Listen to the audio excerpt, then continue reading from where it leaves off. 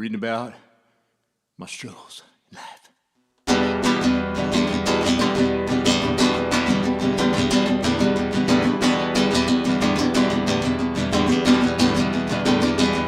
Oh, wanna buy land, buy sea, three by injection, that divorce into the air, oh yeah. Oh, wanna buy land, two by sea, three by injection, that divorce into the air, yeah.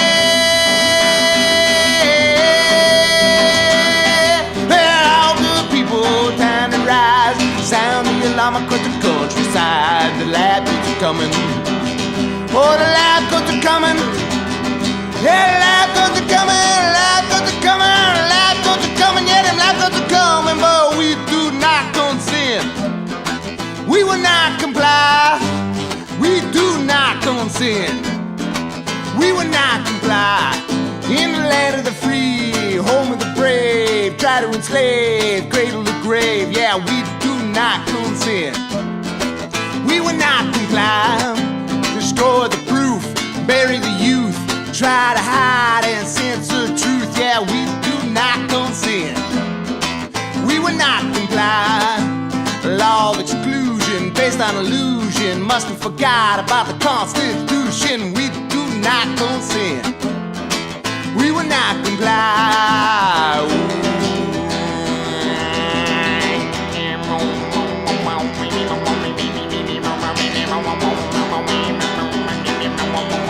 Oh, capital state, my state.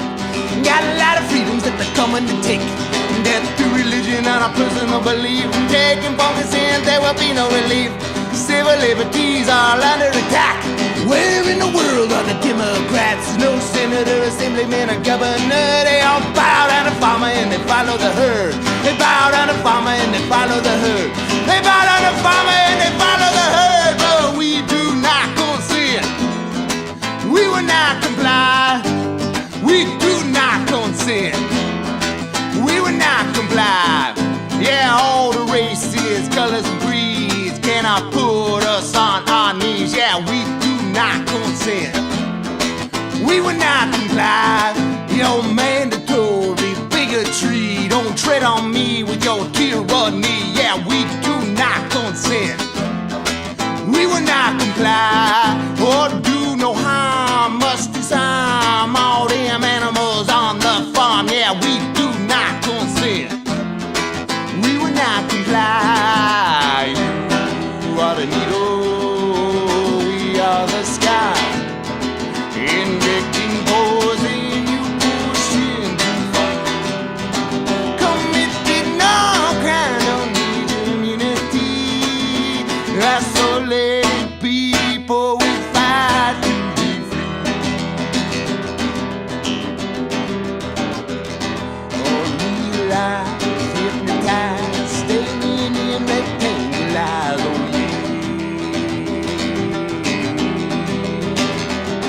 oh, realize, hypnotize, staring in rectangle eyes, oh yeah.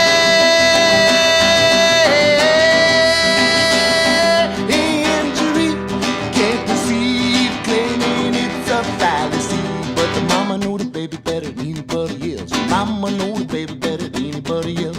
Mama know the baby better than anybody else. Mama know the baby better than anybody else. Farmer ain't a mama, farmer ain't my mama, farmer ain't a mama, farmer ain't my mama. Yeah, mama know the baby better than anybody else. Mama know the baby better than anybody else. Mama know the baby better than anybody else. Mama know the baby better than anybody else. Farmer ain't a mama, farmer ain't my mama, farmer ain't a mama. So I'll never consent. Yeah, we do not consent. We will not comply. We do not consent. Yeah, we will not comply. You are the needle, we are the sky. Injecting poison, you pushing too far. Committed no crime, don't need your immunity. Isolated people, we fight.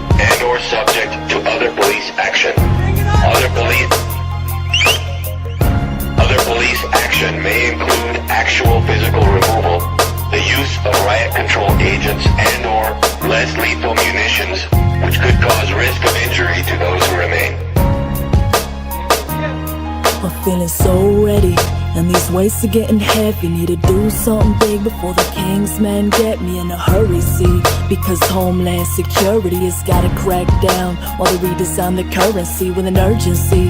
This is a national emergency. Hauling off our families to prison camp facilities is killing me.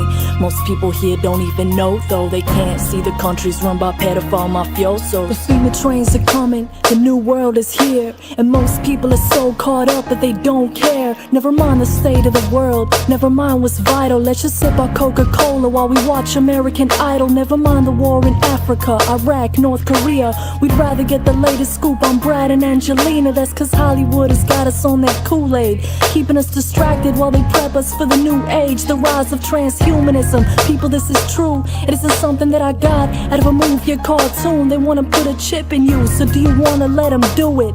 They're halfway there, and yes, the millions will pursue it unless the people say no. Unless the people take hold, unless the people rise up and show them people got soul. If the people got soul, then now's the time to stand up. If you won't stand up, then be prepared to bow down to the New World Police State. This is what it is now. Mandatory vaccines for you and your kids now. Time that you resist now, cause this is your life. I'ma raise my voice because that is my right. The New World Police State, this is what it is now. RFID chip for you and your kids now. Time that you resist now, cause this is your life.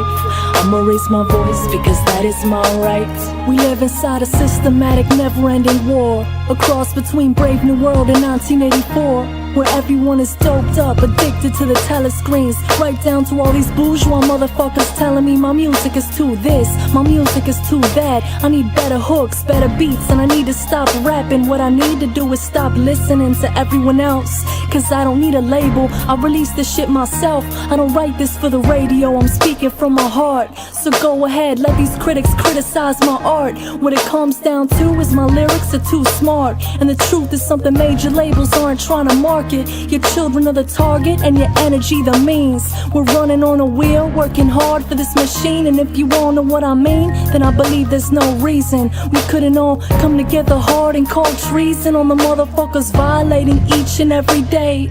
No, this isn't freedom, this is modern day slavery. It's time we break chains and set the whole world free. Now's the time to speak because we deserve peace. New World Police State, this is what it is now. Mandatory vaccines for you and your kids now. Time that you resist now, cause this is your life. I'ma raise my voice because that is my right. The New World Police State, this is what it is now. RFID chip for you and your kids now. Time that you resist now, cause this is your life. I'ma raise my voice because that is my right. Look at how they treat us when we go through TSA. But if there's a real threat, CIA just walks them on the plane. It's a mafia-run business and we'll never know the whole plan. But they do it in the name of the homeland. New World Police State, this is what it is now. Mandatory vaccines for you and your kids now. Time that you resist now, cause this is your life. I'ma raise my voice because that is my right. The New World Police State, this is what it is now. RFID chip for you and your kids now. Time that you resist now, cause this is your life. I'ma raise my voice because that is my right.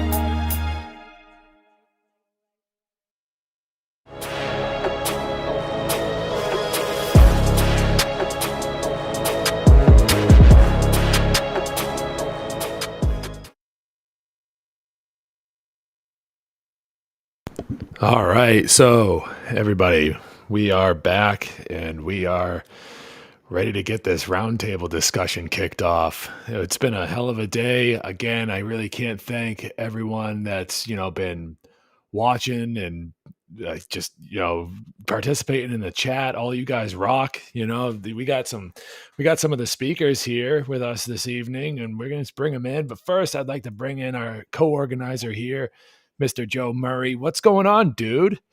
Where the fuck have you been all day?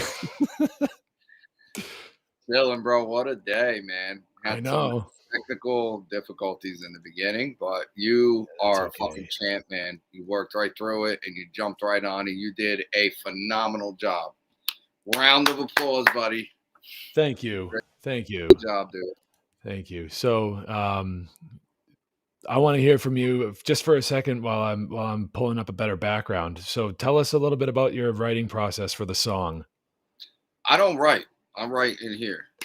First of all. Okay.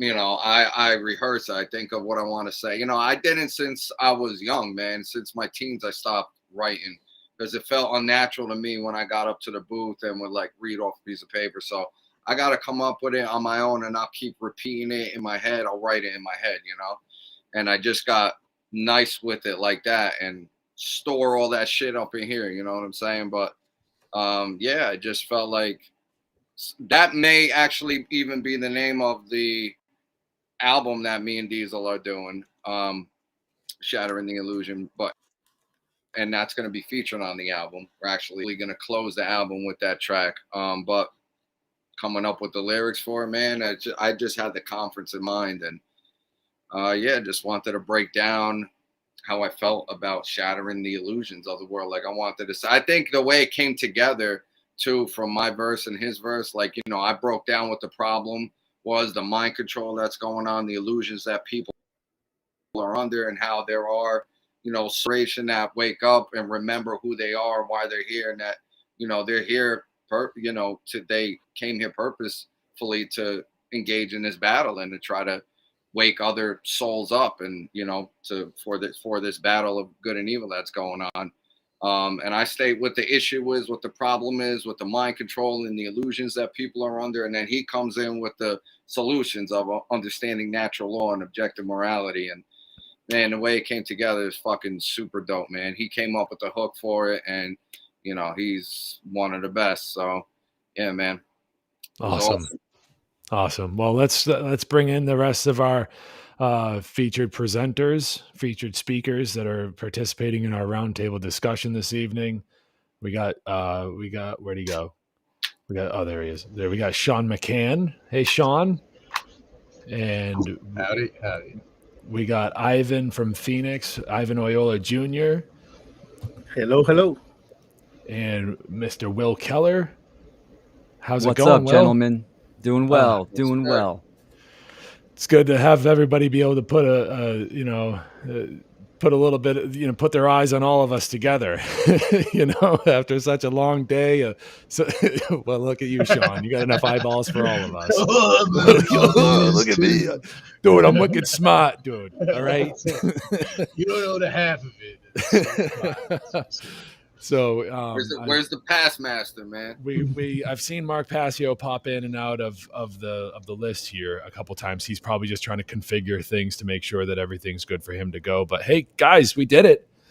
Hell of a team effort. Thank you so much. Fucking phenomenal job you all did. I'm honestly, I'm like in awe, man. I can't believe, like, first of all, that we actually did this, like it actually manifested. We've been talking about it for like for a long time, dude, even over a half a year. We're talking about doing something like this, but to see it actually happen and how each of you came with it, like your slides, what you presented, how you presented it, just fucking top notch. I'm so proud of you guys, man. You guys did a phenomenal job, man. Each talk is so easy to share for people, I feel. And everyone picked very important topics, and you guys nailed it, man. You knocked each and every one of you knocked it out of the park. I love you. I got mad love for you all, mad respect for you all. Thank you so much for your amazing contributions towards this. Cheers, man. Thanks for real. All right. Well, Mark is here too. Mark Passio, thank you. Oh, there he is. Dude. Hey guys. Awesome. Hey, Mark. Awesome. What's up, Mark? I'm actually in Reading, Pennsylvania tonight with a local activist group called Daylight Rising, and we just had a watch party for the whole conference. Oh, great. People really seem to have enjoyed it. I think every presenter did a fantastic job. Organization went really great. I want to thank everybody involved for making this event ultra successful. And, you guys are an example of, what can be done to advance things along in the great work. So I want to thank each and every one of you. Well, it was really just a big old team effort at the end of it all, from the beginning, soup to nuts. It was just a big team effort. This type of thing cannot happen if it's just one person. I was clicking buttons and doing stuff like that. I had a lot of moral support from Sean, Ivan, Joe, Will throughout the entire day. We were in constant communication with one another, and a lot of moral support from these guys. Will contributed a bunch of animation, graphics to the conference. Joe contributed a bunch of music, Sean with his photography that we were featuring, and Ivan came with, the heat with his presentation as usual. So, I mean, and of course the texting back and forth with Ivan and the rest of the guys throughout the day was imperative to my ability to be able to continue bringing forward through all the technical difficulties and all the things that were, the trials and tribulations of the day, just to keep a good head on my shoulders, to keep pushing forward, to not give up and not get frustrated. I was angry. I got a little bit heated when I was off camera and somebody else was playing. I didn't understand what was going on, but we kept on track, and technology is a son of a bitch. And I wasn't going to let it stop me. I wasn't going to let it stop me. You had to hear Mark's voice in the back of your head, like, you man up, you buck up, and you pull through. Yeah, I mean, sort of, yeah, for sure. You gotta find a way, right? Persistence, never give up, and it's also a team effort to keep things on track. And you guys really came through. And James, your technical abilities were great, but your presentation was top notch. You really smashed it, dude. It was great. And I heard things that I talk to you all the time, man. I heard things that I had never heard you say before. And I'm like, oh, I'm still learning, even though I'm your best bud, Yeah. So, it was really good. And I really am, so happy to be able to share it with others and all of that. You really did a great job. So. Thank you. Let me ask you a question, James. What are we doing with the videos, man? Where are they going to be posted? So we have we have multiple channels, YouTube, Odyssey, and even the website, where if everybody is in agreement, we can post the individual files there. Of course, it's up to every one of you guys that contributed, because it is your intellectual property, in my opinion. So whatever you guys want to do with it is the plan. So we can post it on the Odyssey channel, the YouTube channel, and the website, or we can just direct people to your individual places to gain more attention for the rest of you guys' work. Up to you. You let me know, and we'll figure it out. I'm open source. It'll be everywhere. Throughout the day, I was already thinking of uploading it and just fuck it, it's out there. I put mine up because I want people to be able to download it from the Odyssey, so that people can download it and share it for free. They don't need a special YouTube downloader or whatever. Odyssey's good with that. There's a button. You just click it. And I want people to be able to share. So it's definitely there for everybody at Wake the Dead on Odyssey. Mine anyway. Cool. Yeah, I got to pay my respects to you guys, James and Joe. This was a phenomenal conference. James, I totally understand tech issues, and you stuck with it. You pressed on, and it was a phenomenal conference. I mean, the presentations were just incredible. There's so many correlations and correspondences with the presentations that go with everyone else's presentation. Yeah. It just really, the puzzles fit together, and it was a huge success. So much respect to both of you and to all the presenters. That's great. Yeah, thank you, Will. Yeah, man. We've been Joe and I have been planning this since April, and one of the first conversations we had about this was I was out to breakfast with my family, and we enjoy going to a breakfast joint that's right next to a locally owned theater. Theater sits about 200 people, and I was in the lobby of the theater because the restaurant is so small. They use the lobby of the theater as a waiting room for the people on their list, right? So I'm in there, and this guy's putting around doing some cleaning or whatever, and turns out it's the owner of the theater. I'm talking to him. He shows me around, and find out he rents out the theater. And I'm thinking to myself, maybe I could do a live presentation here. Maybe I could do that, get a couple of hours out of this place. And I talked to Joe about it, because Joe and I, became fast friends after what, a year ago. And then he's like, oh, we could do a conference. How about a conference? And I was like, oh, in person? We talked about it, mulled it over. It wasn't really practical. Too expensive, really, when it comes down to it, to get all the speakers out and to really make it happen and feel like it was a success. I guess it was just a little impractical. And at the time, there was still fucking, bullshit going on with the scamdemic. You know what I mean? There was still a lot of places were requiring masks, and really didn't see any kind of end to that in the near future. Yeah, and this was back in, I believe, February or March, right after the first funnel event. And of course, last year we had the Seed 4 conference from Brandon Martin and those guys over there, and it just inspired me to be like, you know what, we could do this online. Joe, you down? All right, let's figure it out. And then a couple weeks went by. Joe texts me, he goes, are we doing this or not? And I'm like, yeah, we're doing this. He's like, all right, let's go. Let's get it going. Let's do it. Let's start inviting people. I'm saying it was before April. This was a while ago, man. It's got to be like over a year ago that we even, thought about doing this, But it took a minute to actually get going with it and get it off the ground. But yeah, it's amazing how everything came together, man. And to see it actually manifest again, it's crazy. You see your vision happen, and how everyone exceeded my expectations, man. It was just so amazing day. Really awesome. Well. So anyone out there watching this, feel free to get some questions in. And if there's anybody in the round table that you want to ask a question, or it doesn't even have to be directed personally toward anybody in the round table. It can just be a question of any topic. There's plenty of us here that are well versed in a lot of the topics that were presented to us throughout the day today. So feel free to pop in the chat and just get a question in. So anyways, to keep it going, I want to ask Will about his process about, creating those animations that we got to use. Man, you're going to have to teach me how to do that.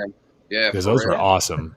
Oh yeah, for sure. Yeah, it's a cool combination. I'll send you some links, and we can talk about how to start that process. Awesome. All right. It's good eye candy, especially for an online conference. Yeah. Fuck yeah. So, yeah, hell yeah. I didn't know you had that many on deck either. I thought you just had the one, James. You kept that hidden from me, man. Yeah, well, the element of surprise, right? So, I mean, we do have a question here. We have a question for Sean, and that is from Still Stormwaters. The question is, your presentation is powerful. The issue of male partial castration of circumcision is so taboo in the public conscious. What brought this up? My own trauma, right? Like looking at doing shadow work and recognizing that it affected my own life a lot more than I believed it ever had. And I had, it's a real thing. And I see it in the world. I see how people react to it. And, I'm dealing with that understanding and learning about what has happened to me. And we just had a baby about 3 years ago. It'll be his birthday in November, the 5th of November. And it's great. Yeah. And so that actually like cemented it. Like I really looked into it because of him, and of course we would never, and Jennifer would never allow me to even try to circumcise him, but just because we're having a male child, we made sure to look into and we read the horror stories, and some doctors will just do it, and say, oh, it's normal. And then, we had to really be vigilant with our baby. And it like that understanding changed changed how I see the world. And I understand how many people like me didn't confront it ever in their own life. And they never think about it because it is trauma. And the trauma causes the blindness, like I said in my piece, and so that like people can go their whole life and then they can be an anarchist and they can be, they can love freedom for others, but then when the question comes, do you want to cut your baby up? And they'll just, oh yeah, of course, and it's just like I see other people do that, and I see the way that others react on Facebook also, like the way that people throw their opinions around about this subject. It's really gross. Like some of the women that talk and how, like, I mean, they're sexualizing a little baby, and how thinking about the future, touching it. We hear Lily upstairs. Yeah. So yeah. Anyway, it was a big part of my life, and the understanding this, I figured, could be helpful for everybody, not just men and women, like to understand what happened to their brothers and fathers, their husbands and stuff, and for men to understand what happened to them, and of course to stop the practice so that we can be big enough to understand, yes, I was harmed, and no, I would never harm my son.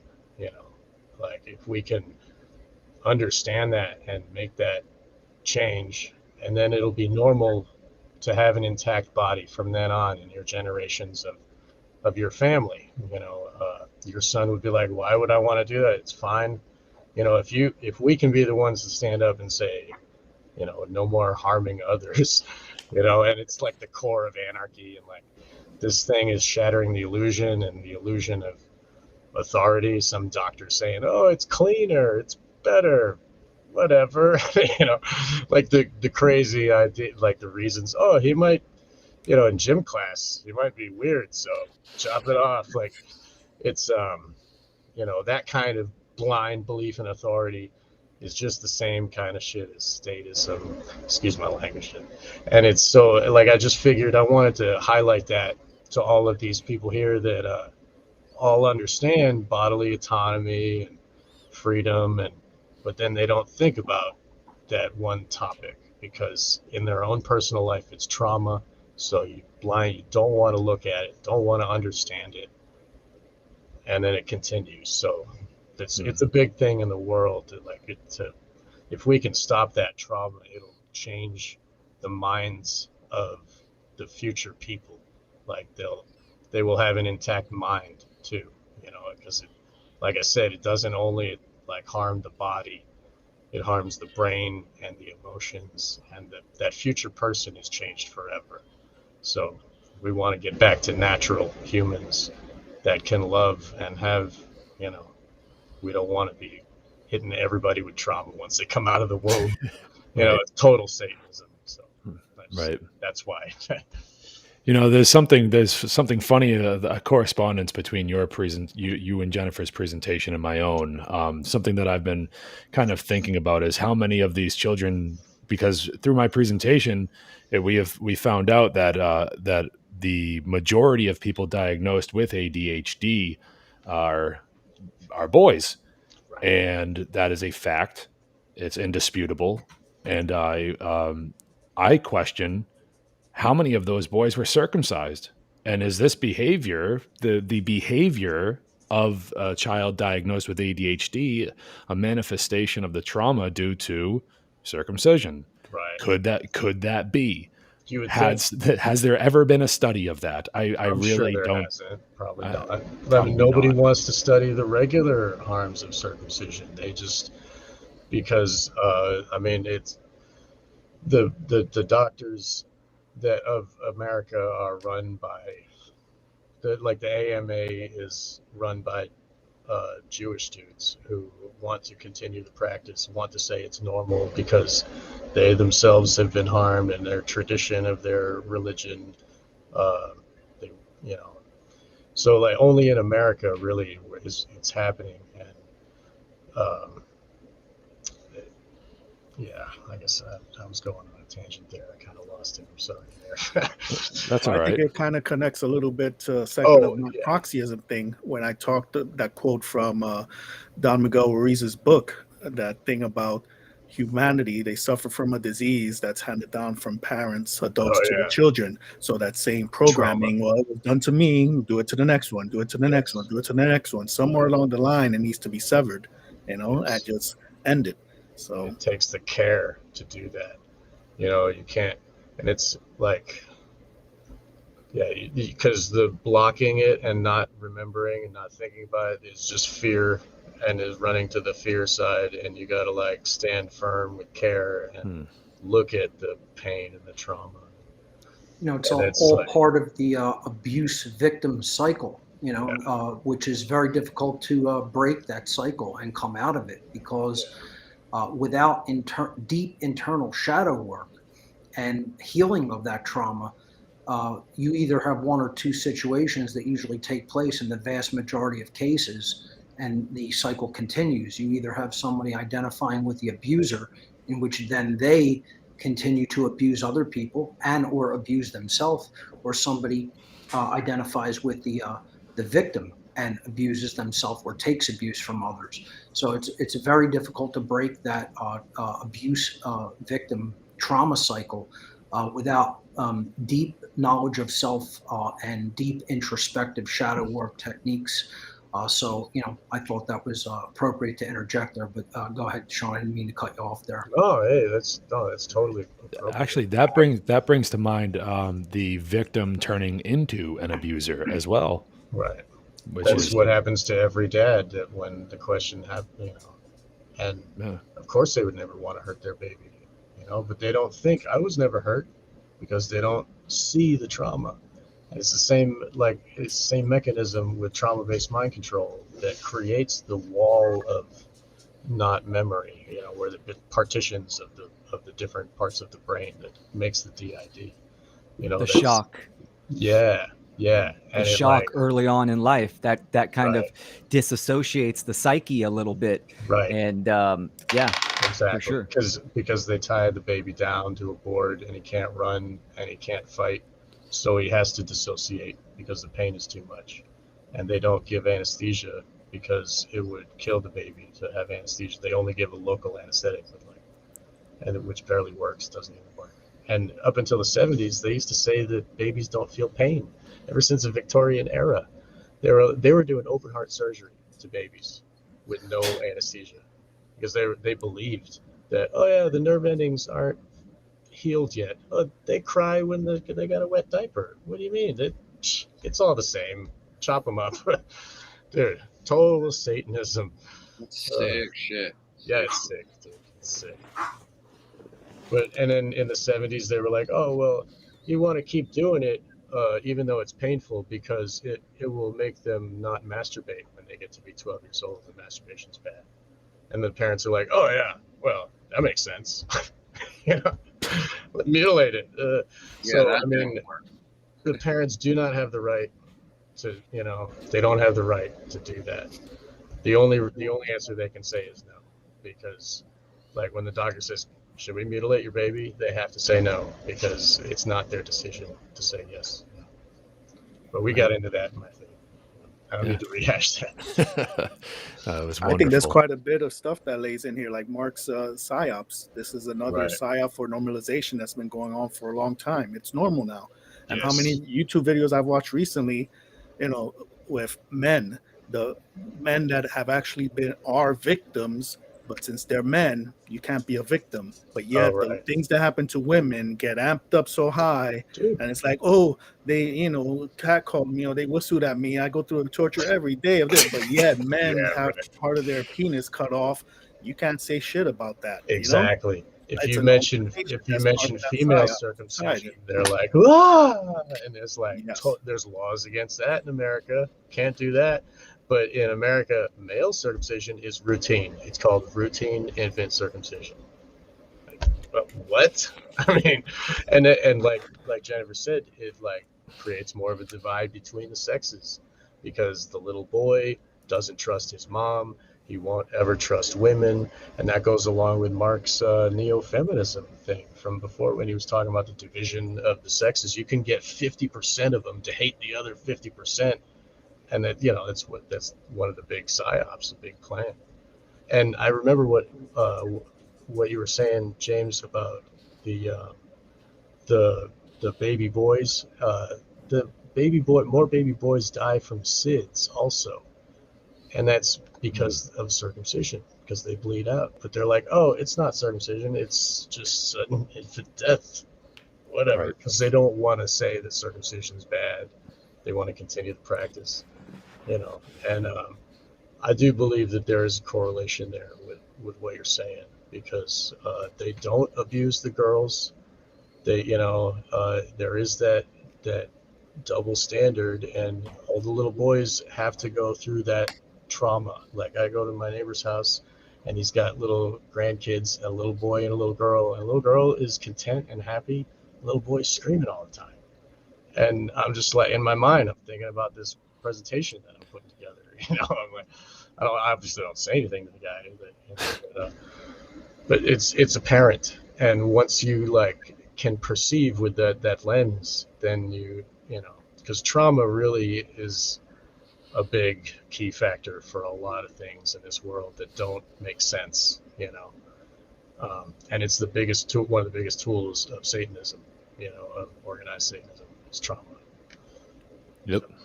Yeah, the trauma that's put onto people's brains and affects the way that they act, the way that they feel, their emotions. It affects everything. Exactly. Right. The makeup of their personality is affected. Totally.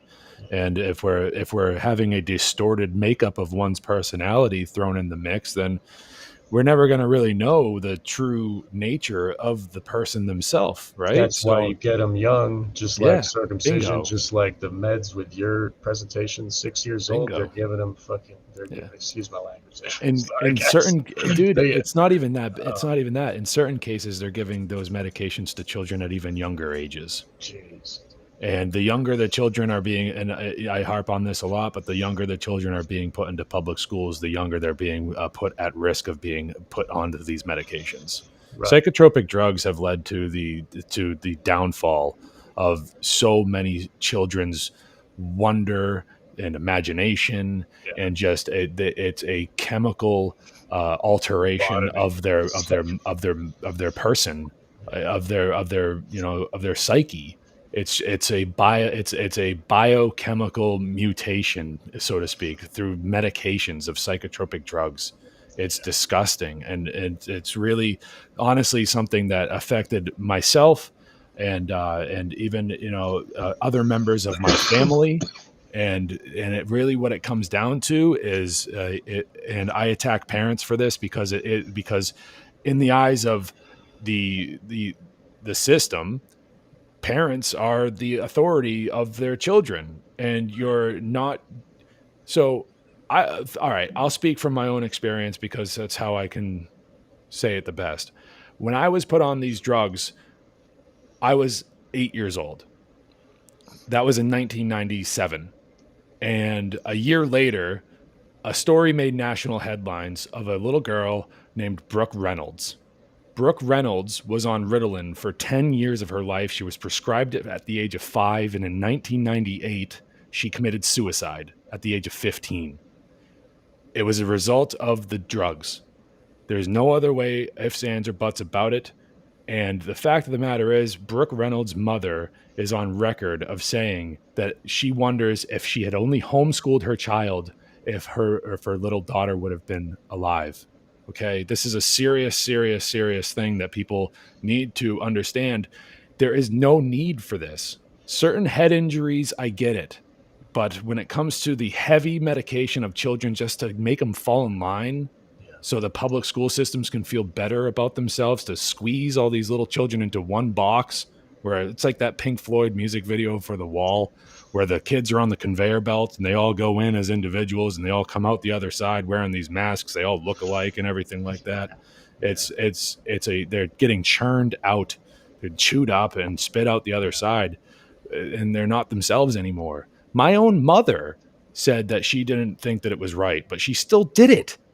Like, she said that to my face. I'm not just making this up. She said it to my face. Like, oh, they just told me that, this is what you needed. A And, belief in authority. You know what I'm it was saying? a complete logical fallacy. Appeal to authority. The teacher said so. You know what I'm saying? Right. Yeah. Must be and that's how a lot of kids get put on these drugs. And even after they're put on drugs, something I left out of my presentation was the amount of some children, and I was one of these children. The teachers do not give a fuck about these kids' privacy. They don't care about the kids' privacy. I was in the public school systems until I was in 8th grade. I had been held back a couple times, and I dropped out with their 8th grade level of education, and I've been better off for it ever since. One of the contributing factors to me parting ways with the public school system was the fact that these teachers would ask me in front of all the rest of the children if I had taken my meds that day. The brutal teasing that I received from the other kids affected my emotional stability more than anything else, because I'm a social person. Why else do I do these types of things with you guys? I'm a social person, like I thrive in social environments, and I really like being around other people. And yeah, when you're that young, you're the way that you think of yourself and the way that others think of you. A lot of kids, including myself, are affected by the way that other people treat them and how other people see them.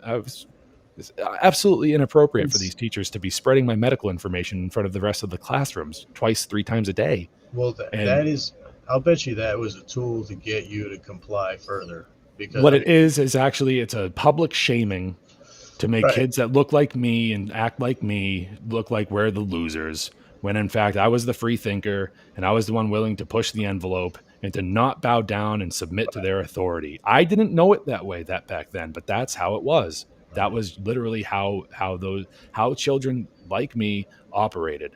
We see through. That's why I included in one of my slides that black and white cartoon of the one little kid looking out the window. All the other ones got the machines on their heads. It's like, some of us don't fall for the illusion of the authority. Some of us are able to push the envelope and to really like fight it off for as long as possible. And that's when they bring in the drugs. And that's because they need to invade your mind. Exactly. If they can't get you to do it willingly, they make you do it with a biochemical alteration. It's shackles. Right. And right. Hey, James, talking about biochemical alteration, Leslie had a good question that it resonates with a conversation you and I had. You talked about how in the 90s, all these prescriptions, and now we have all these people with identity crisis. They don't know gender, but it's a mental thing. You want to talk on that real quick? So I consider the gender optional trans movement also to be a psyop. That might be something more for Mark, actually.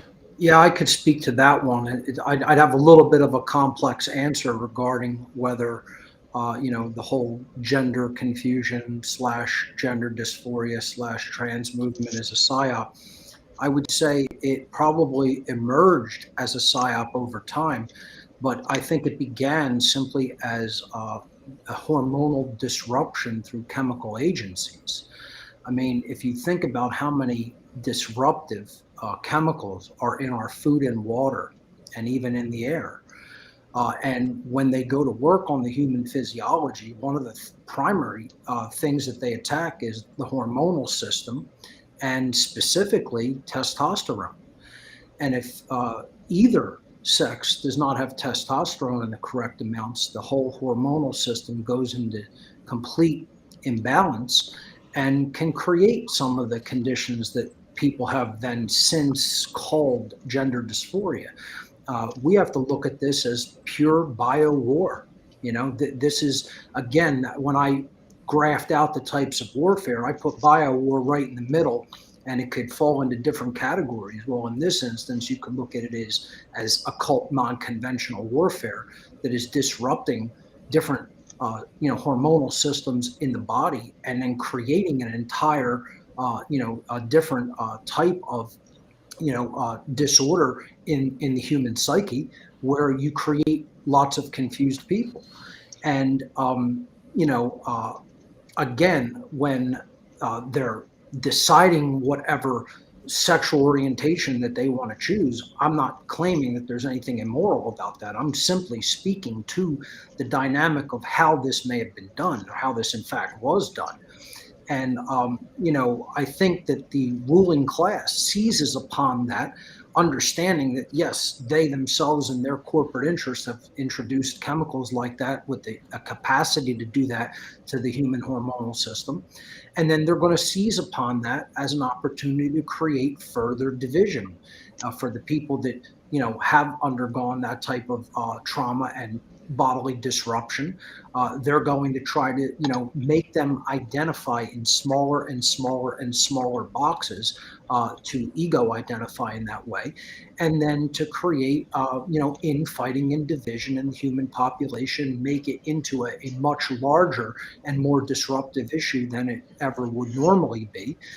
They're kind of fanning those flames, and that's part. That could act as a psyop in taking people off the really important issues of, freedom, the loss of rights, etc. That's how I see that one. It's something that I would say evolved into a psyop, but was originally biowarfare. Mark, what do you think about the? It's the occult mockery factor of it. Mm-hmm. But then, with Satanists, they want to turn nature into the mirrored opposite. The inversion principle. I call that the satanic inversion principle, and other researchers have. Yes. Think about how they have conquered the minds of these people so far that they want to turn themselves into the opposite. Sure. It's it's not even about conquering the mind. It's about introducing chemicals into the system. Well, I agree. I believe they did that for this purpose. Sure. I believe the chemicals were intentional. Sure. And this was in the plans because they want the inversion of everything. Exactly. And if people can choose to make like the inversion an androgynous glop of fucking people. Look at these people, bro. They think that they could just be whatever they want. Right. This is a big part of certain sects and factions of the satanic community.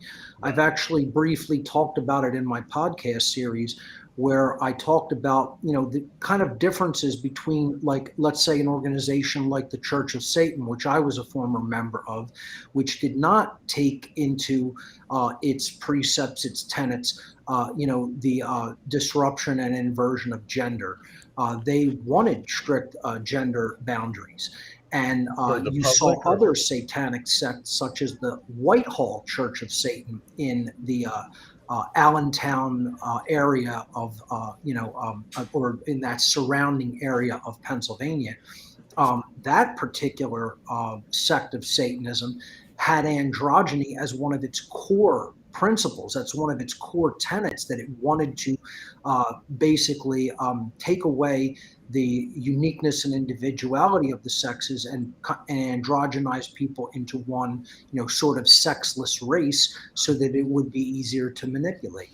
Right. So you have different, factions seeing things slightly differently within the world of the occult.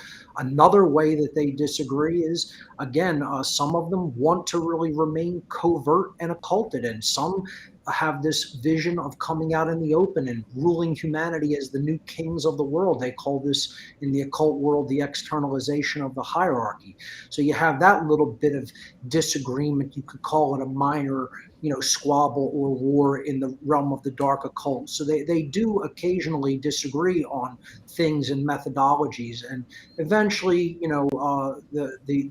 the faction with, the more influence will win out and push the agenda in that direction that they prefer.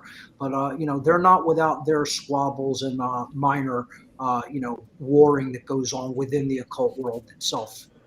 I think that the Whitehall faction has a more creating a more submissive people, because if you look at I just did a show with the Occult Rejects. I posted it on, you'll have it in the player, and we talked about the new Barbie doll is a transgender Barbie, and as they're revealing it on the news, the Today Show, they show the plastic doll, and then the person starts talking about 250 laws that the government has created to protect transgenders.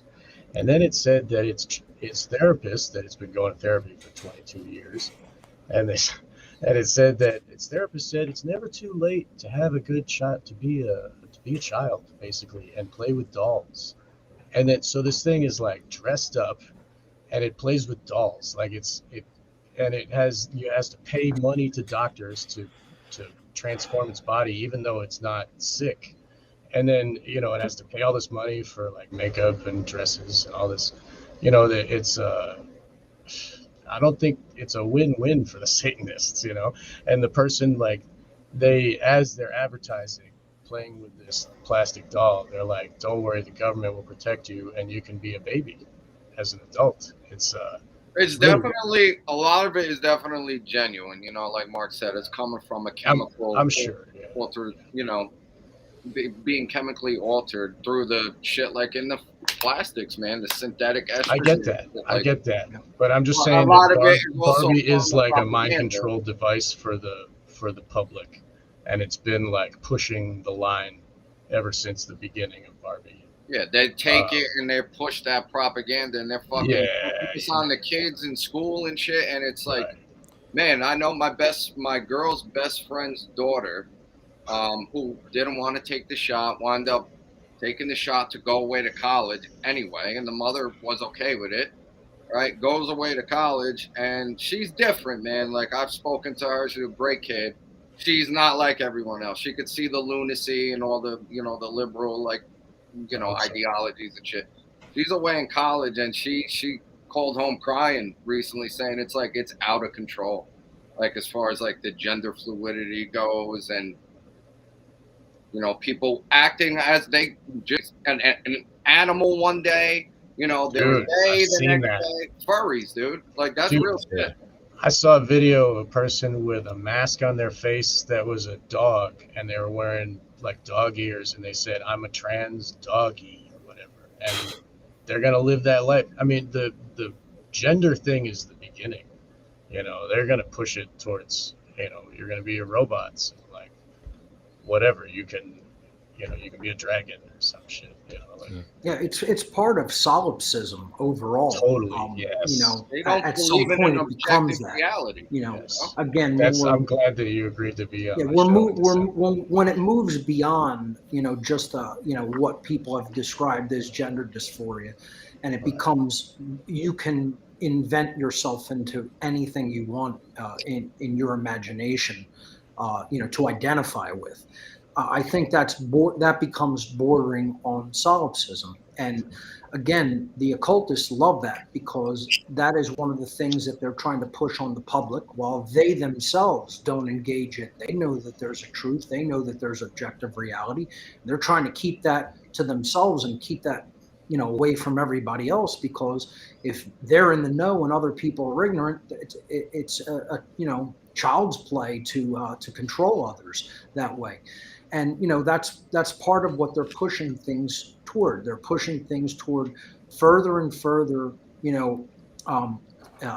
completely solipsistic identification, where someone can say that they're anything.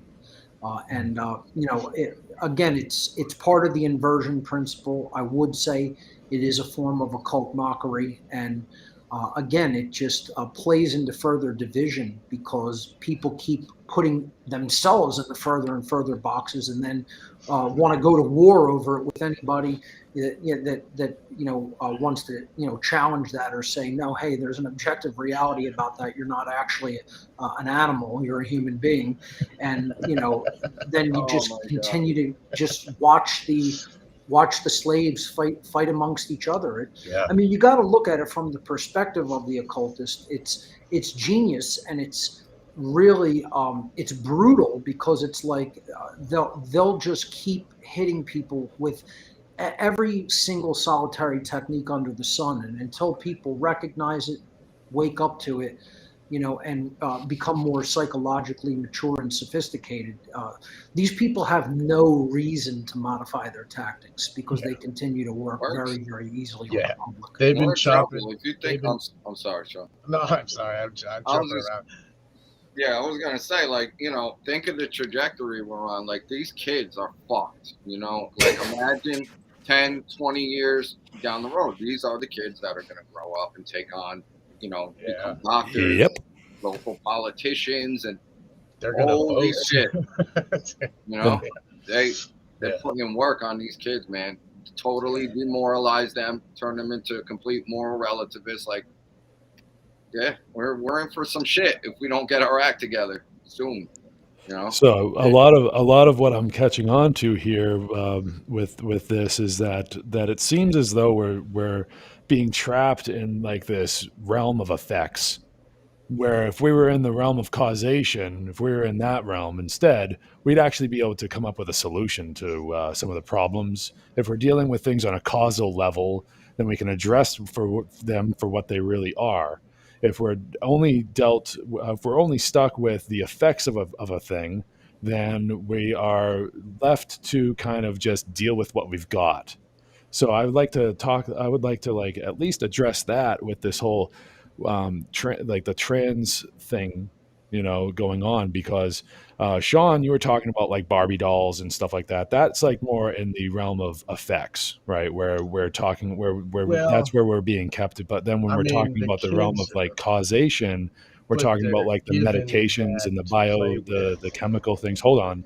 All right. We're talking about like the things like Joe was saying about the plastics and everything. If we were dealing with the realm of cause, and what you're talking about with the Barbie dolls, that's actually kind of causation as well, now that I'm That's what really I was thinking about it, saying. Yeah, because because it's like it's 15. perpetuating the It's cycle. hitting the kid's mind and imagination Right. before they learn to be an adult and they grow up to be like Barbie instead of like Right. mommy.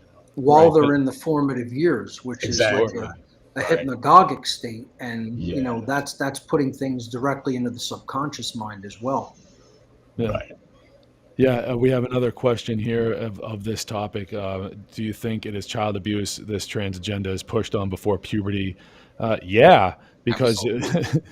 because Absolutely. like there's already studies coming out and proof and evidence coming out that like these puberty blockers and everything like that lead to decreased bone density.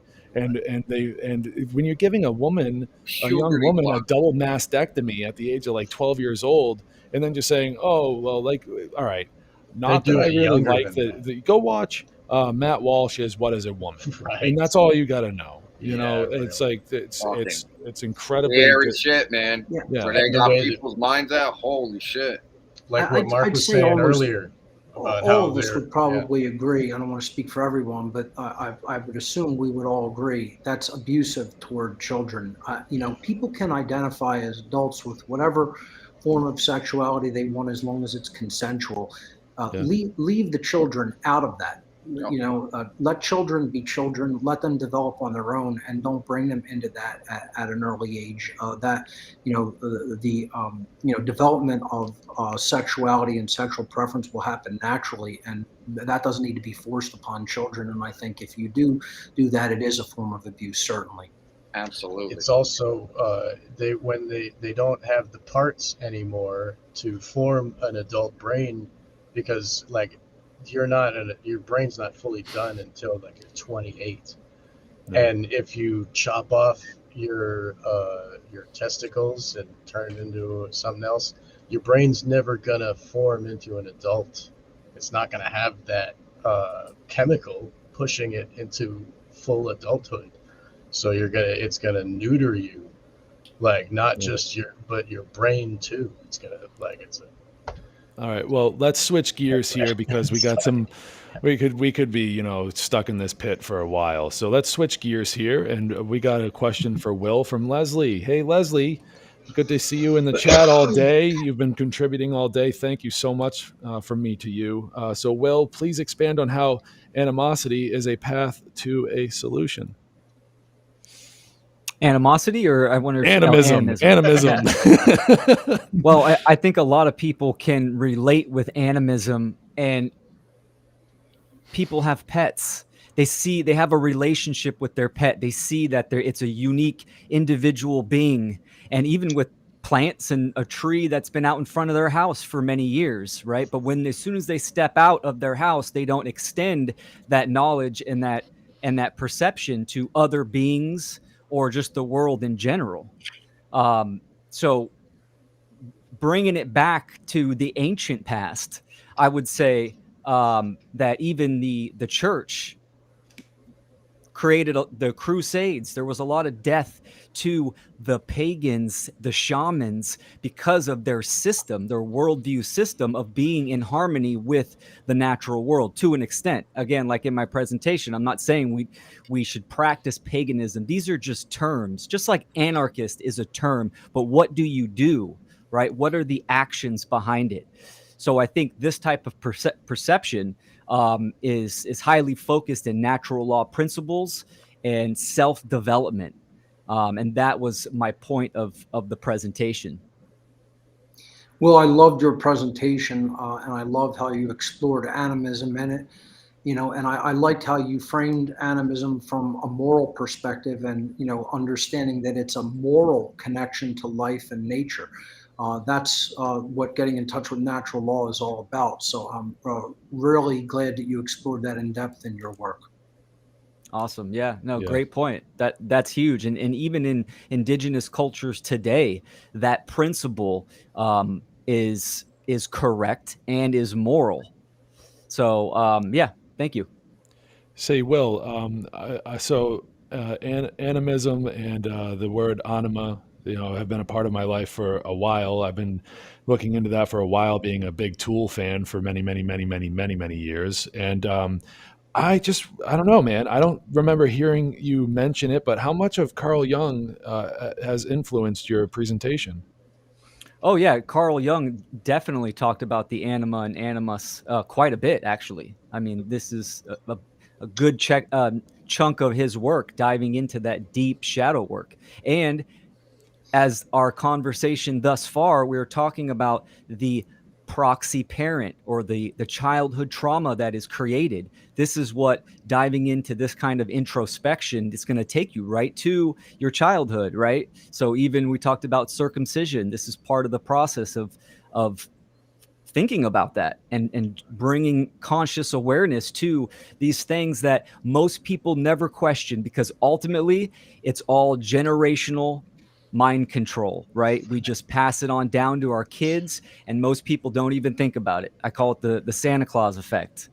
And so it's absolutely, yeah, no, Carl Jung's got excellent work on the subject for sure. Yeah, there's a lot that you can learn from him. I appreciate, the application of his work, and one of my favorite bands, Tool. Like I already said, it's definitely a door opening kind of band for a lot of things. Actually, turns out, if you really, Sean and I have been talking about Tool for like how long, Sean? Since like 2006. I brought you to your Tool concert. Yeah, man. So it's a fun way to like get into all of this. There's a lot in there from that band where they kind of I think plant their little new seeds. album redeemed themselves.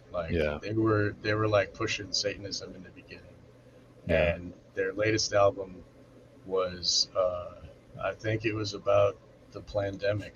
I think they were giving us an inoculum from fear, because they know that fear is the weapon that they're going to use. And some of those songs are talking about how the human race is at risk, and we need to, a call to arms and order.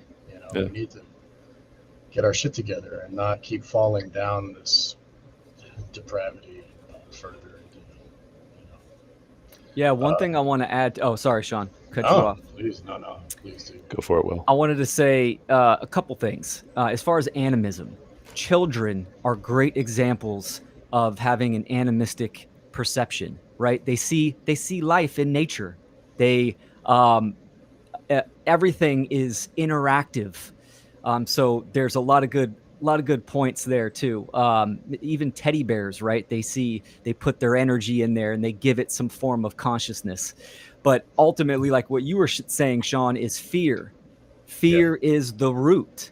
This is what all the cultural religions have propagated, and people are ultimately scared of death, of dying. This is rooted in the material loss of love, like the loss of love, like not having the love is the fear.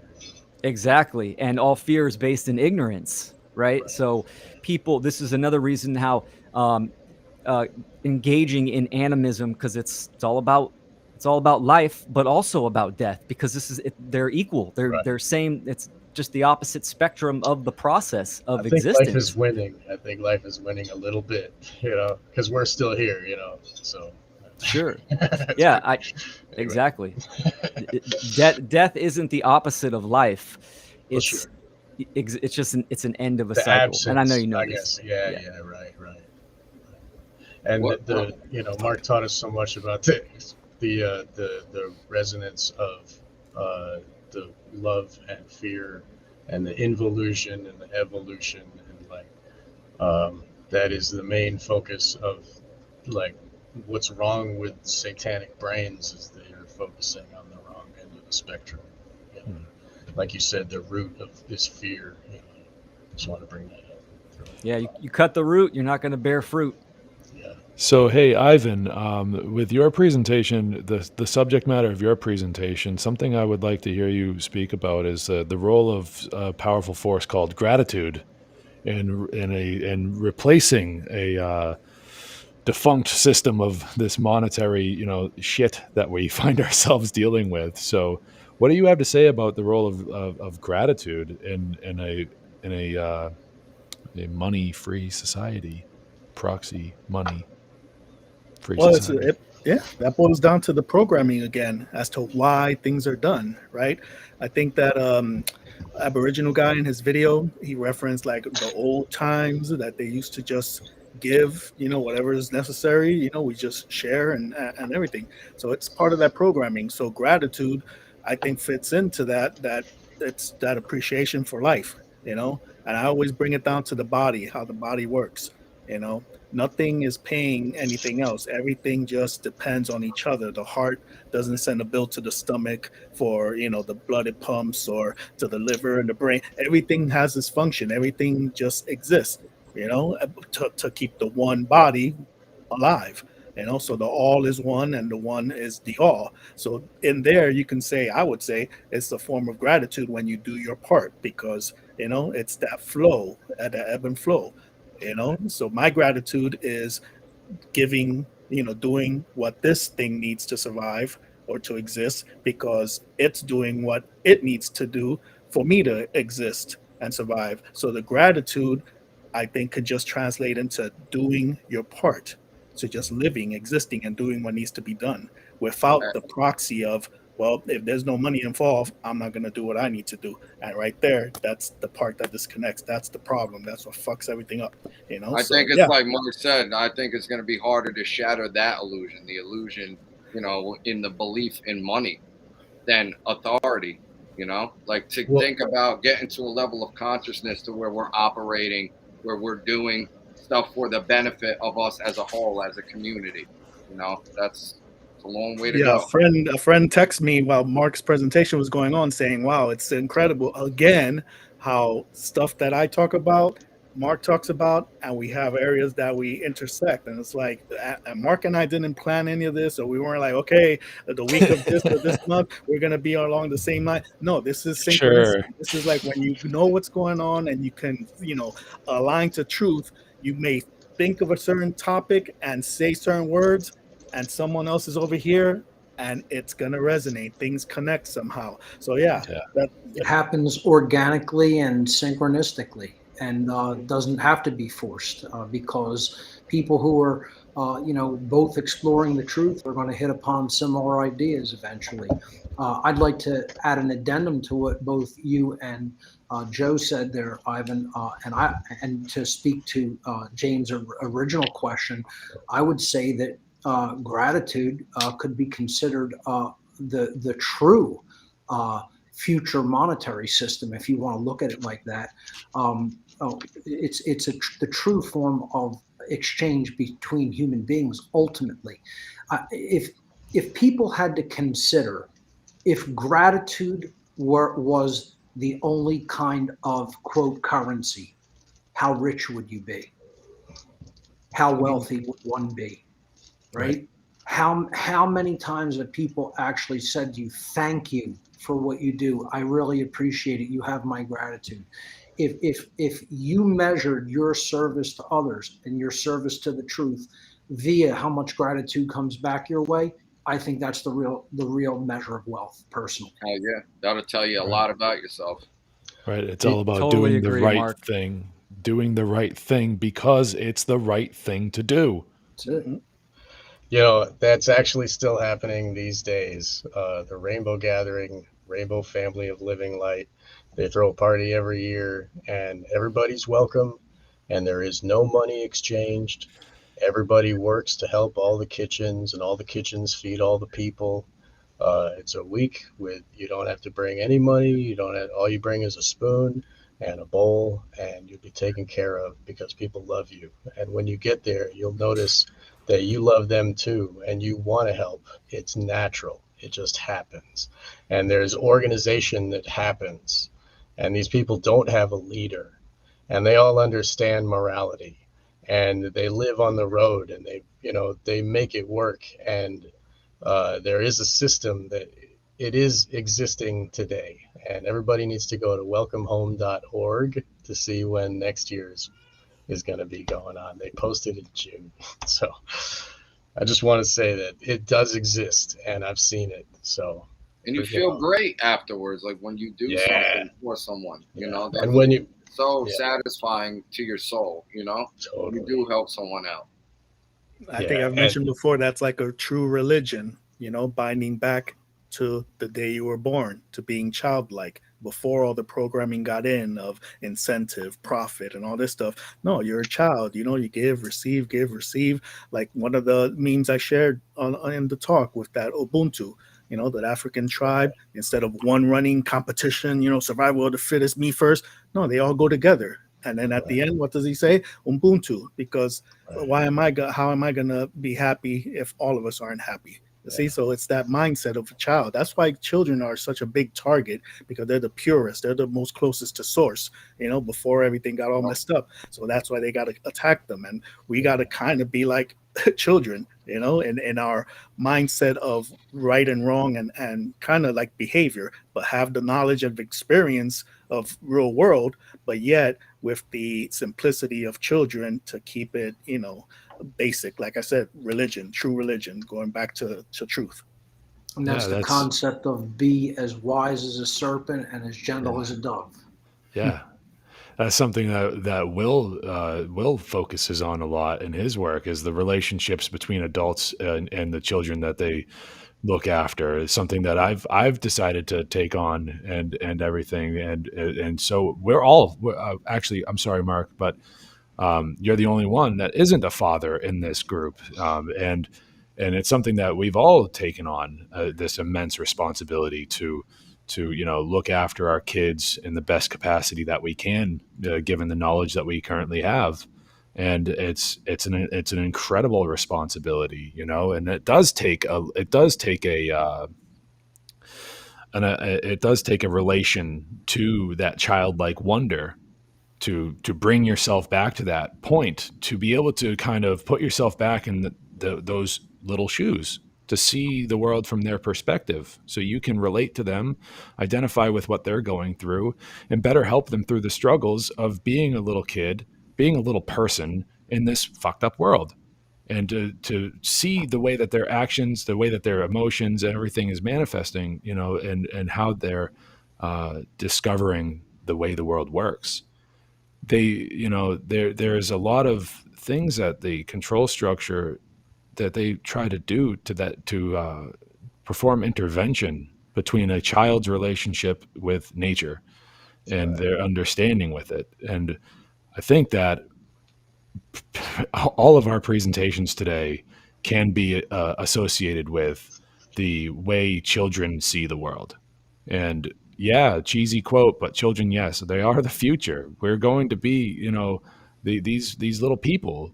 They're going to grow up. They're going to get big, and they're going to be the ones responsible for the way that the world largely is operated. And it's not until we really stop traumatizing children and doing fucking crazy things to children that we are going to see real change in this world. I'm of the opinion that is a It's a primary focus of mine. And if I can help others see the importance of that, job well done. I think there's no more powerful influence than the influence of conscious parenting upon the consciousness of the human being. That's the answer, man, for sure. That's right. Because they're the ones who are listening. Everybody who's grown up, they don't want to listen to you talk. Like my son is like, "Daddy, talk to me." He'll listen to anything I say. It's great. It's. That's about that responsibility, because you're gonna start. If they're like 15 and you're like, well, when my data's Playboy and Penthouse and they'll look at the Hooters, what kind, the responsibility. So we talk about that or the video games, or do we talk about natural law, truth, and so it is a big responsibility. Yep. It's crazy. My daughter is 3 now, and we're teaching her right and wrong. Don't take that from him. Her cousins, and don't go. You start to install these principles at the earliest age. As soon as they begin to develop, some thought, and can recognize, like, okay, no, I got in trouble for doing that. That hurt him or her. It's babies, man. As young as you possibly could, start teaching. Hell yeah. And they learn very naturally because it is a natural state. Right. So, I mean, they can experience it. They can see when they're doing harm. I mean, but the social engineers, this is why they want to put that wedge in the family dynamic as early as possible. They want to create that schism in the anima and animus, which that also represents life and meaning. So you see where that goes.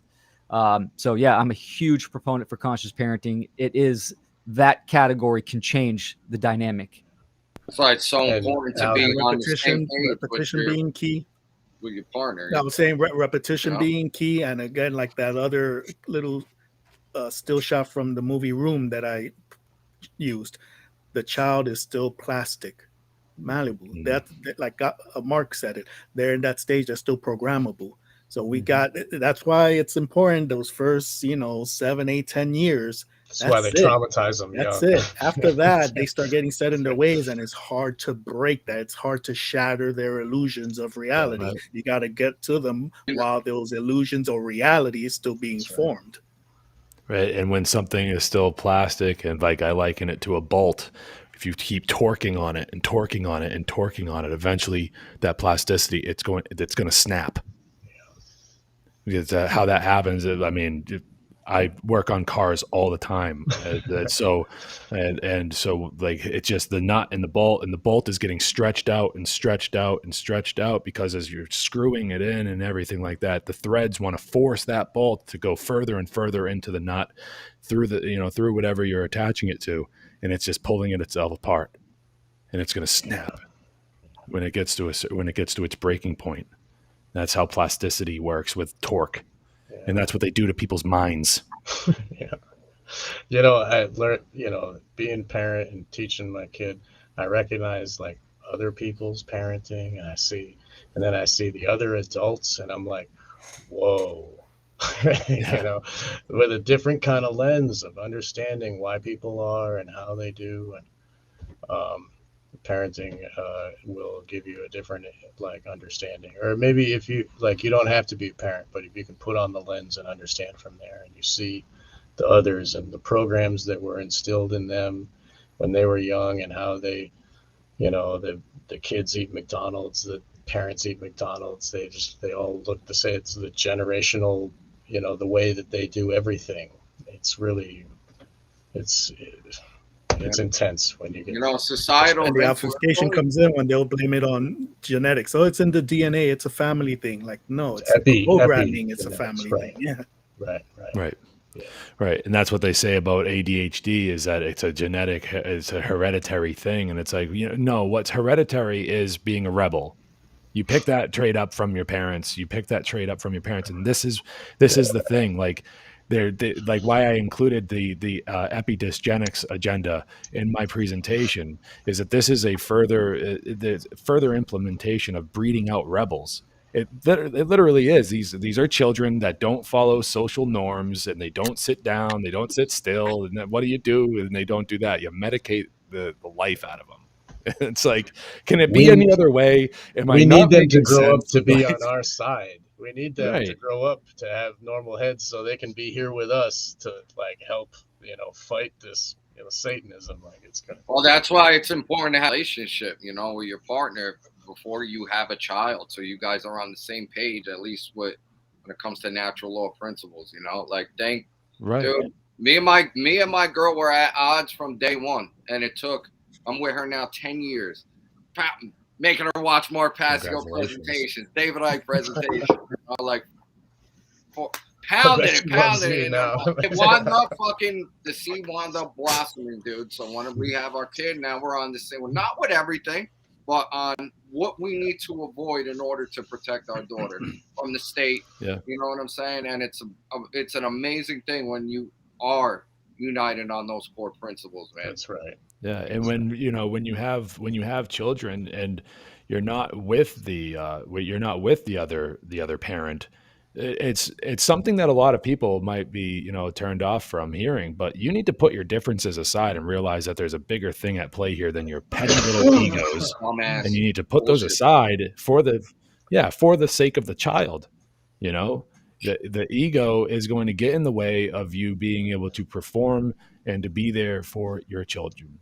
Like if you're not with your, I've seen it happen in real time, and it can destroy it can destroy your children. It really can. Get over yourself. You have a child. And that causes more division between the child and the parent. And then the school comes in and says, oh, well, here, we'll give you some beliefs to take. And, because the kid is absorbing something, and if they could just keep the kid at school all day, and the kid would rather be at school than go home because their parents are crazy and yelling. Like another observation that I made now that I'm a parent is like societal and outside influences are on your kid. Like, and again, my daughter is 3, and we teach her as much as we could. We reprimand her every time. Take no shit, and we're playing with her cousins who are out of control. Like there's their brother and sister-in-law. They're not good parents. I'll put it like that. Let them run amok. They're screwed out of each other. They're nasty to their grandparents. Like, and I watched that rub off on my daughter, and, you could see like how, societal influences can impact so much you could do as a parent, really. And that's why putting them in the public school system amongst these other children who aren't raised right, it's a dangerous thing. And that's why it needs to start young and yet install these, core principles in them at the youngest age, Never let your enemy teach your children. Yeah, even with parents that have grown children, right? You still have that impact. It all comes down to the individual and being the change. So you can have that influence on your kids, even though they're grown. And when someone becomes moral and resonates and aligns with truth, you actually become a proxy parent, right? When all our truth seekers, we're seeking information. People are looking for information, and there's a slight aspect when you discover someone like Mark that actually fills that void that we didn't get when we were younger. So this is the saying, right? It takes a village to raise a being. Right. There's always mentors and there's influences. Right. So yeah, I just want to say that. Yeah, I'm with 5 of my mentors right now. God bless you, brother. Yeah. That's great. Inspire and elevate, motivate and elevate. I got a question here. So what would be the best approach someone to take to show them Mark's work? Toss it to him like a hot potato. Good luck getting your illusion. So wait. Pull the pin out of the grenade and throw it into the trench. I would say don't show them my work. Let them listen to it, because I think they should start with podcast 1. Right. And I think that, will lay the foundation of my work. Then after you listen into the podcast series, into the audio series, then I would start on some of the video series. So I think listening to my work as a beginning, as an introduction in the early podcasts is one of the better ways to introduce people to my work, I would say personally. Mark, I introduced your work to James actually a long time ago. You did a podcast with Jay Parker, and you put like all of it in. It was like 1 hour, and it had, or maybe an hour and a half or something. Yeah, that was heavy duty. Yeah. Everything. I was just like, I dropped that one on him because it's not like a 9-hour natural law thing, you know. I would say for most people, don't start that way, but yeah, that'll definitely hit people hard. Yeah, it was the plunge into the deep end for that one. Yeah. I'm not supposed to get yelled at for an hour. It worked. It was great. James was traumatized into the truth. Yeah, well, that's how it works. I mean, no, some people react that way. They really do. They need to be said, "Hey, fuckhead, wake up." And for every now and then, I was nice about it. No. Yeah, you were nice about handing me a presentation where I proceeded to get yelled at for an hour. But no, as somebody who's not you. Yeah, but I mean, you know, I understand why he's yelling, and the stuff that he's saying deserves the yelling, you know, and that kind of, you know, it's a hammer. It's like, wham, hit your ear with it, you know, and it's great, and it really works well. Just like how Ivan gave me a podcast that he and Joe did together before I ever met Joe, and I have been sober off of alcohol ever since because of the way Joe talked about alcoholics and the importance of being out of that state of mind in order to be conscious and to do the great work and to be spiritual. And you're a joke if you think that you can, you know, be an alcoholic and live that type of lifestyle and to be doing this work. So, you know, it comes in all shapes and sizes, and, you know, it comes in all different ways to have other people kind of knock some sense into you every now and then, you know? And then I was introduced to Will Keller's work, and that made me realize, you know, just how important it is to be patient with children. Right. And that is been huge. So when I say I'm sitting here with 5 of my mentors, I mean it. Mark, when you and I had our one-on-one personal podcast, I told you that you were one of the people that lit a fire under my ass, and that now you know who the other people are. He knows us too, so it's great. We're all buddies already. We're all peers in the great work, and that's what it's all about. It's about sharing that burden and helping to you know, move human consciousness forward little by little.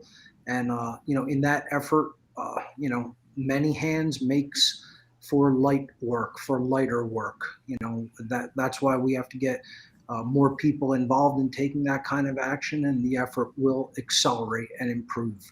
And hopefully we can do that, and you know, we can move the world into a place where it's headed in a direction that we really want it to go. Yeah. Amen to that.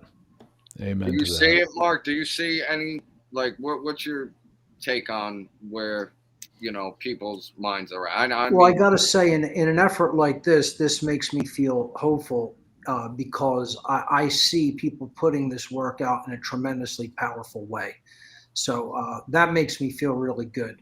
As far as the bulk of humanity, we have a long haul to go. But with efforts of people like you guys and other speakers of events like this, and the Freedom Under Natural Law Conference and other efforts like that, I think we are making some headway, and I think more people are hearing the message, and that process just has to continue to accelerate. And I think we just put our foot to the pedal, and, you know, press it down and just keep moving forward and keep going with it. I think that's all we can really do as individuals, you know, regardless of what happens, regardless of whether we quote win in the end. We have to just stay persistent and continue in that effort. Constant effort is going to help improve the situation, and that's what we need to continue to do as individuals. Oh yeah. Fuck yeah. It's Absolutely. Fun. It's the labor is not so hard. It's easy to do. Like you get an idea and you have to say it. You got to create it. It's like once you get the hang of it, it's like, so well, now that we got a community of minds, that fucking think alike and are all united on natural law principles, like this is an amazing thing, dude. Like this is powerful shit that we got right here, like all the intent and that energy that went out today and over the past 2 weeks with the funnel conference and this, like it's got to mean something, Absolutely, I think it does. I mean, that's what the idea of creating art is all about.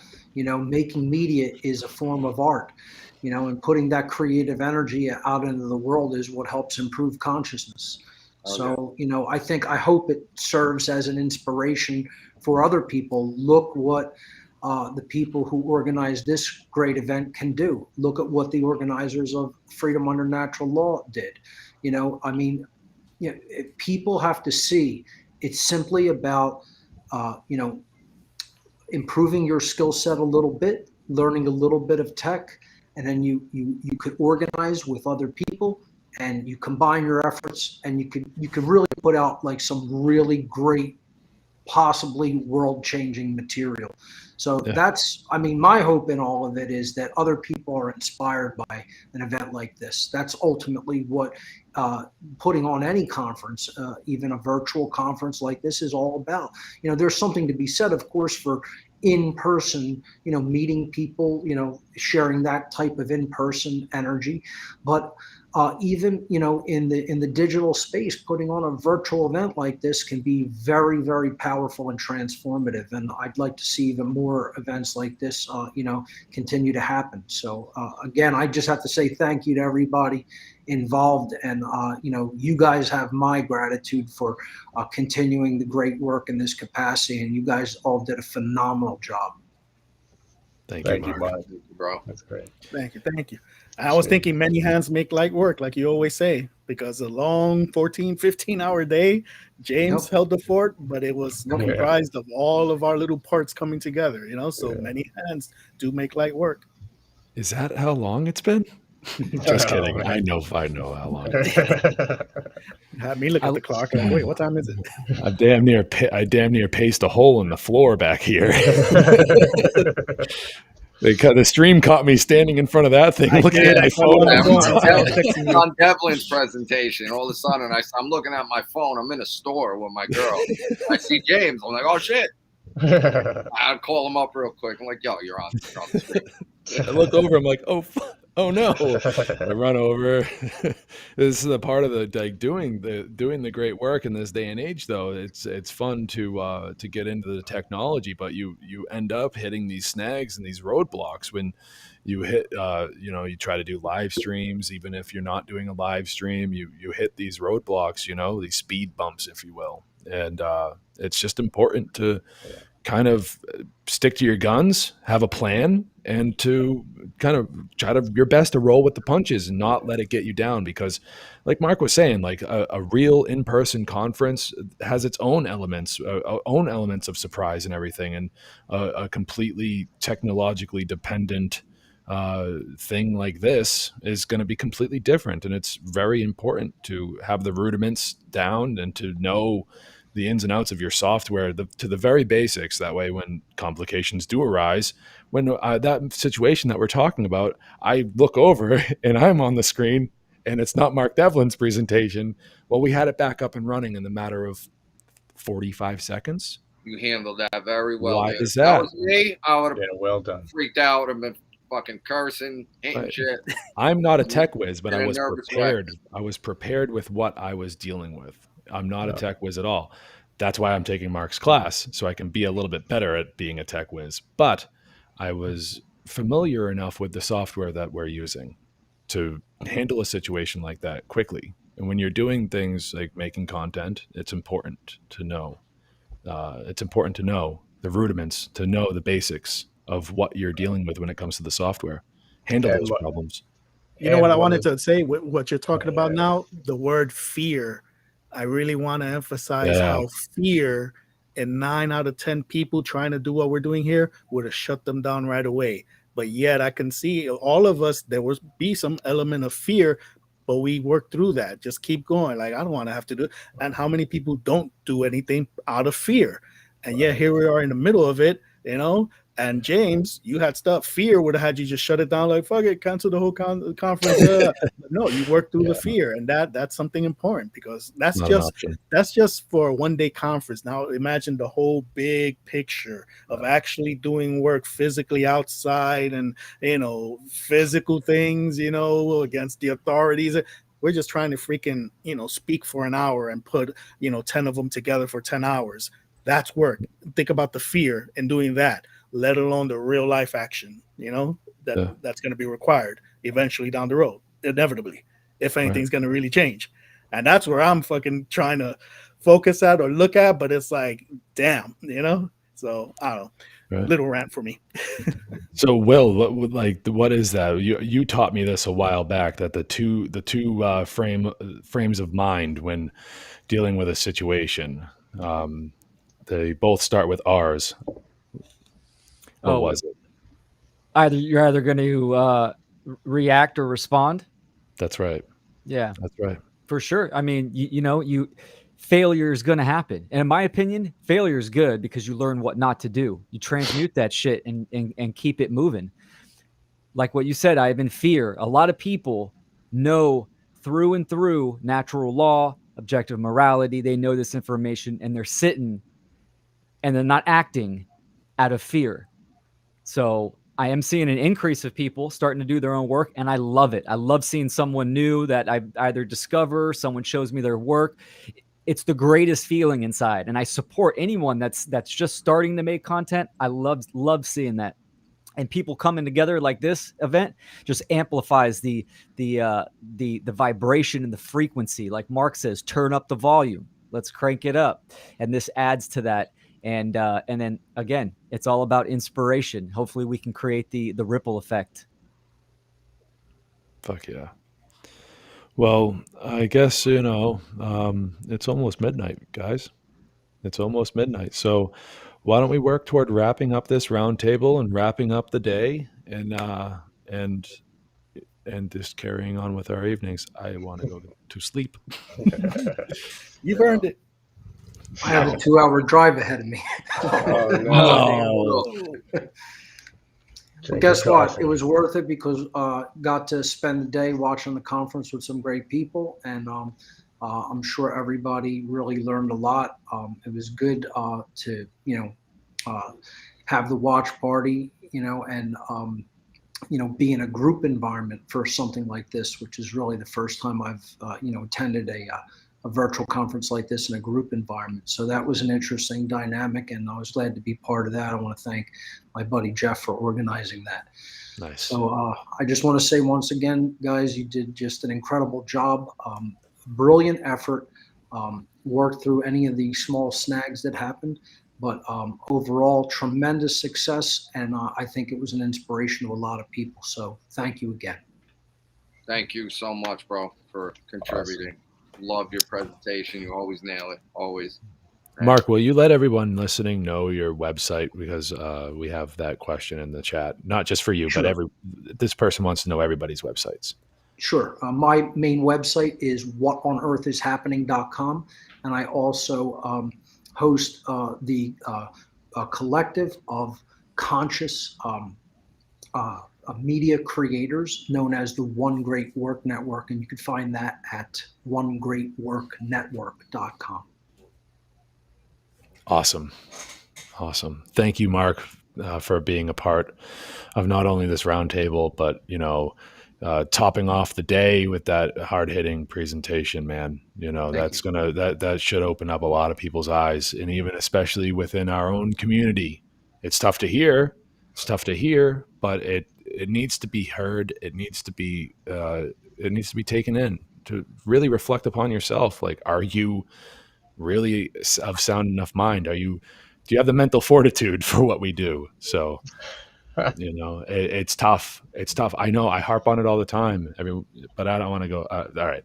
Next, we got. So Sean, we'll go counterclockwise or clockwise. All right. So you can find myself and everyone else here at the One Great Work Network. And so that's onegreatworknetwork.com. And you'll find me under the creator section under my name, Sean McCann. And you can find all of my videos and audio podcast under Wake the Dead. And I make t-shirt designs. I sell anarchy-based designs and fine art photography t-shirts at storefrontier.com/Wake the Dead. Thank you very much for having me, James. It's an honor to be here. Thank you. Yeah. Thank you, Sean. Yeah, Awesome. man. Thank you, Joe. Also, yes, both of you together. Remember me? Yeah, I love you, buddy.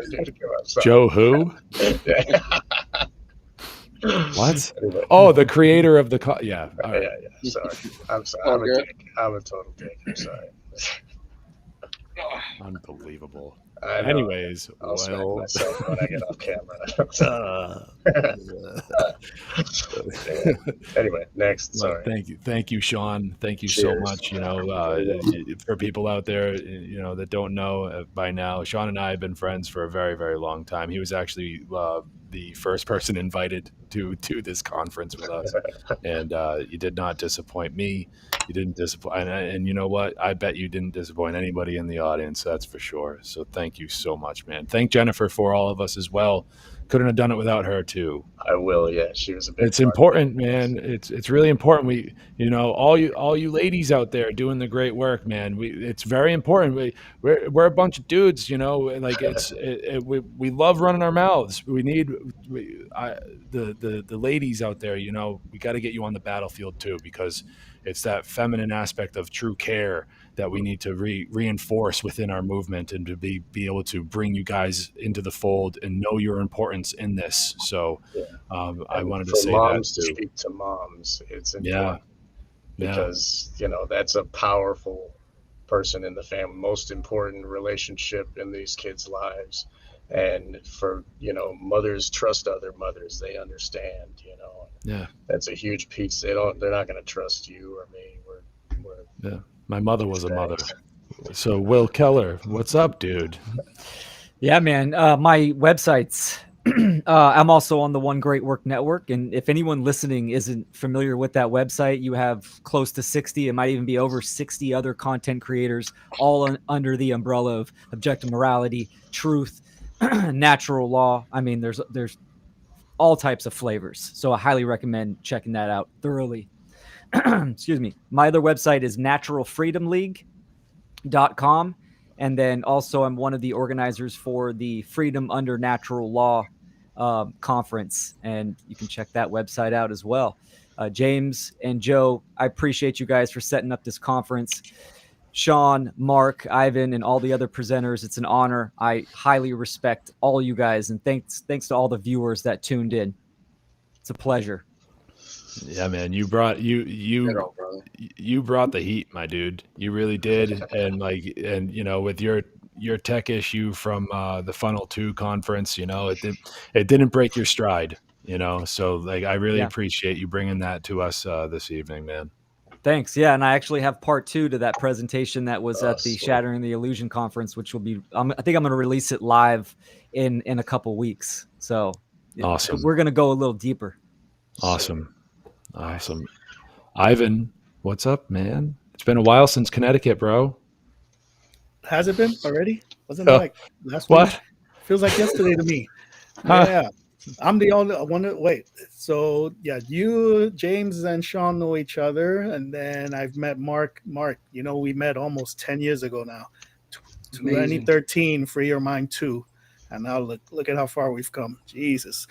And then Joe, met Joe in New York, and then James in Connecticut, and we got to get all of us to head over to Philly, to the original stomping ground sometime. But anyway, one of these days. All that wishful thinking aside, yeah, my website, freeyourmindaz.com. I have truthmindreality.com, and I'm also on the One Great Work Network. But yeah, all you guys, excellent work. Like I said, many hands make light work. We learn from each other. Mark, big inspiration. Not a cult for all those shitheads out there putting crap on the internet. I mean, come on, heads out your asses. That's something I wanted to get into when I talked about, other shattering illusions amongst freaking, anarchist groups and freedom groups and everything. Come on, what the freaking hell are we trying to do here? Division. Yeah. But anyway, so keeping it good. Yeah. Will, we got to go ahead and hook up sometime. Sean, Absolutely. I got movie stuff coming up. So now that this presentation's done, yeah, Mark. Awesome. We did that my last episode was with Mark on movies. So yeah, it's a bit of finding your niche and hitting it hard, and that's what I want to get back to, is put out some stuff on movies. There's a lot of good stuff that I've seen recently, old stuff, going back and being like, there's always been truth in these movies. We just never had the proper lens on to see them. So we expect quite a bit of content coming out here soon. That's it. Yeah, that's true, man. Everybody's got a little bit of a personalized flavor to bring to the party. It's the Baskin Robbins of truth, as I like to call it. And so like I really like how you do what you do and the style you do it. Man, I really appreciate it. We got to hook up too, man. There's a lot of Marvel stuff coming down the pipe that we're going to have to talk about. That new Captain America movie is called New World Order, for crying out loud. Oh, just a coincidence. Don't nothing to see here. Nothing to see here. And so man, we gotta get our show back up and running too, bro. That's right. Yep. Couldn't have done this without you, Ivan, man. You were a very, very big part of moral support throughout today and the last few months, man. I really appreciate it. I'm really, really happy to have you involved.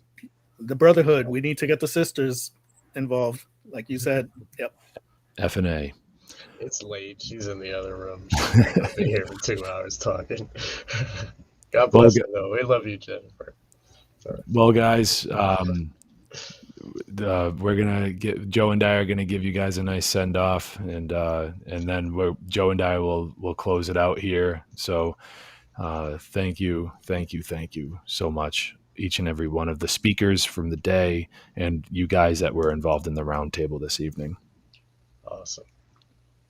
So glad to be here. Thanks. We'll catch you guys on the flip side. Thank you, gentlemen. Take care. Bye, Evan. Joe, we did it, man. Oh yeah, man.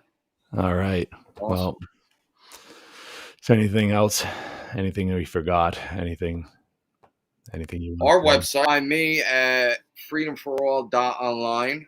All my music and my podcasts are up there for free, and there's also a ton of other information from other researchers and shit up there, presentations, documentaries, essential reading. You can find a ton of stuff on there, everything for free.